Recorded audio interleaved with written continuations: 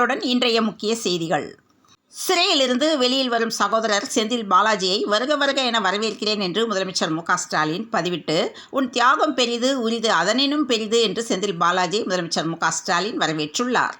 இந்திய சமூக நீதி இயக்கத்தின் தலைவரும் இவாஞ்சலிக்கல் சர்ச் ஆஃப் இந்தியாவின் பேராயருமான எஸ்ரா குணம் உடலுக்கு காவல்துறை மரியாதையுடன் முதலமைச்சர் மு க ஸ்டாலின் இறுதி அஞ்சலி செலுத்தினார்.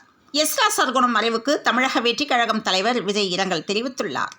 தஞ்சாவூர் மாவட்டத்தில் பல்வேறு நிகழ்ச்சியில் பங்கேற்க சென்ற அமைச்சர் உதயநிதி ஸ்டாலினுக்கு நேற்று இரவு உற்சாக வரவேற்பு அளிக்கப்பட்டது. இதனைத் தொடர்ந்து தொண்டனுக்கும் சிலை வைக்கும் ஒரே இயக்கம் திமுக தான் என்று அமைச்சர் உதயநிதி ஸ்டாலின் நெகிழ்ச்சியாக பேசியுள்ளார். பாஜகவினருக்கு ஊழலை பற்றி பேச என்ன தகுதி இருக்கிறது என்று செல்வ பெருந்தகை கேள்வி எழுப்பியுள்ளார். நடிகர் விஜய் தொடங்கியுள்ள தமிழக வெற்றிக் கழக கட்சியின் முதல் மாநாடு அக்டோபர் 27 விக்கிரவாண்டியில் நடக்கிறது. இதற்கான ஏற்பாடுகள் தீவிரப்படுத்தப்பட்டுள்ளது. இந்து சமய அறநிலையத்துறை கோவில்களை முறையாக பராமரிக்காமல் வசூல் ராஜா வேலையை மட்டும் செய்வதாக உயர்நீதிமன்ற மதுரை கிளை கருத்து தெரிவித்துள்ளது. உண்மைக்கு கிடைத்த வெற்றி சர்வாதிகாரத்துக்கான வீழ்ச்சி என்று செந்தில் பாலாஜி பிணை குறித்து செல்வ பெருந்தகை தெரிவித்துள்ளார். விஜயை சந்தித்தேன் என்று கூட்டணி குறித்து பேசிய சீமான் சொல்வது என்ன என்று கேள்வி எழும்பியுள்ளது. தேசிய அளவில் மதுவிலக்கை கொண்டு வர வேண்டும் என்பது மக்களை ஏமாற்றும் செயல் என பாமக நிறுவனர் ராமதாஸ் தெரிவித்துள்ளார்.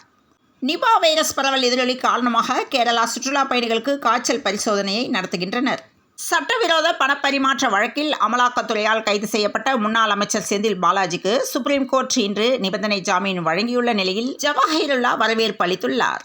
தேசிய அளவில் மதுவிலக்கு கொண்டு வந்தால் தமிழ்நாட்டில் மதுவிலக்கு அமல்படுத்த தயார் என அமைச்சர் முத்துசாமி கூறியிருப்பது போகாத ஊருக்கு வழிகாட்டுவது போல் அமைந்துள்ளது என்று பாமக நிறுவனர் ராமதாஸ் விமர்சனம் செய்துள்ளார். மீண்டும் அமைச்சர் ஆவாரா செந்தில் பாலாஜி என்ற கேள்வி எழும்பியுள்ளது. இளம் குரல் அறக்கட்டளை 11ஆம் ஆண்டு துவக்க விழா, விவேகா சாதனை புத்தகம் தொடக்க நிகழ்ச்சி மற்றும் விருது வழங்கும் விழா சென்னை கொளத்தூரில் உள்ள தனியார் ஹோட்டலில் நடைபெற்றது. செந்தில் பாலாஜிக்கு ஜாமீன் கிடைத்திருப்பது ஆறுதல் அளிக்கிறது என்று முத்தரசன் தெரிவித்துள்ளார். கோவை விளாங்குறிச்சி அருகே டைட்டில் பார்க் வளாகத்தில் ரூபாய் 114 கோடியே 16 லட்சம் மதிப்பில் புதிய தகவல் தொழில்நுட்ப கட்டிடம் கட்டும் பணி நடந்து வருகிறது. இந்த பணிகளை அமைச்சர் PTR பழனிவேல் தியாகராஜன் இன்று நேரில் பார்வையிட்டு ஆய்வு செய்தார். அதன் பின்னர் GSTயில் உள்ள தவறுகளை சரி செய்ய வேண்டும் என்று அமைச்சர் பழனிவேல் தியாகராஜன் தெரிவித்துள்ளார். செந்தில் பாலாஜி அமைச்சர் ஆவதற்கு தடையில்லை என்று தீர்ப்பில் கூறப்பட்டிருக்கிறது. அது தொடர்பாக முதல்வர் ஸ்டாலின் முடிவு செய்வார் என்று திமுக செய்தி தொடர்பாளர் TKS இளங்கோவன் தெரிவித்துள்ளார். செந்தில் பாலாஜி அமைச்சராவதற்கு உச்சநீதிமன்றம் எந்த தடையும் விதிக்கவில்லை என்று NR இளங்கோ பேட்டி அளித்துள்ளார்.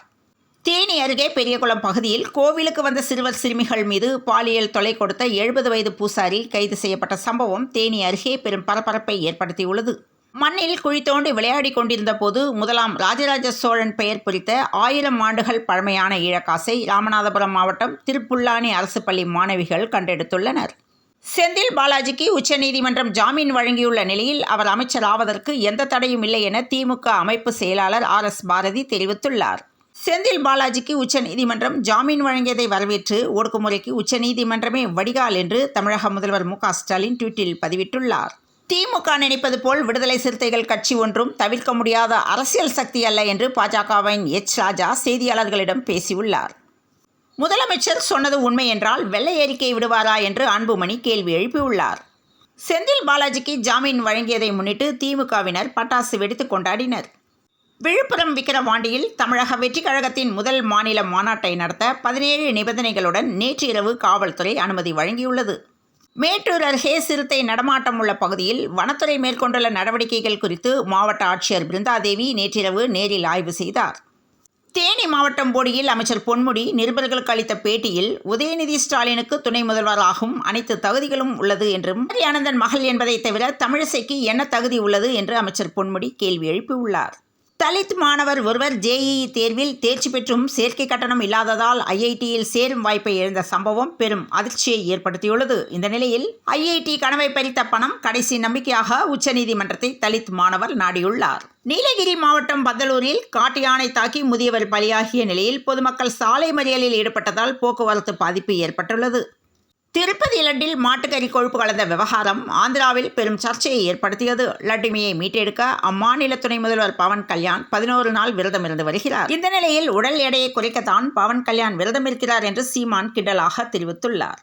இந்தியா வங்காளதேசம் இடையிலான முதலாவது டெஸ்ட் போட்டி சென்னை சேப்பாக்கம் மைதானத்தில் நடைபெற்றது. இந்த போட்டியில் சிறப்பாக செயல்பட்ட இந்திய அணி 280 ரன்கள் வித்தியாசத்தில் மிகப்பெரிய வெற்றியை பதிவு செய்தது. இந்த நிலையில் பாகிஸ்தான் மைதான பராமரிப்பாளர்களுக்கு படிப்பறிவே இல்லை என்று சென்னையை குறிப்பிட்டு பாகிஸ்தான் வீரர் விமர்சனம் செய்துள்ளார். டெஸ்ட் கிரிக்கெட்டில் இருந்து ஓய்வு பெறுவதாக ஷகிப் அல் ஹசன் அறிவிப்பு வெளியிட்டுள்ளார்.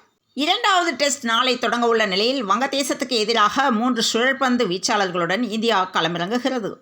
பங்குச்சந்தை கடந்த சில நாட்களாக ஏற்றத்தில் இருந்து வந்த நிலையில் இன்றும் பங்குச்சந்தை உயர்ந்து வருவதால் முதலீட்டாளர்களுக்கு நல்ல லாபம் கிடைத்து வருவதாக தகவல்கள் வெளியாகியுள்ளன.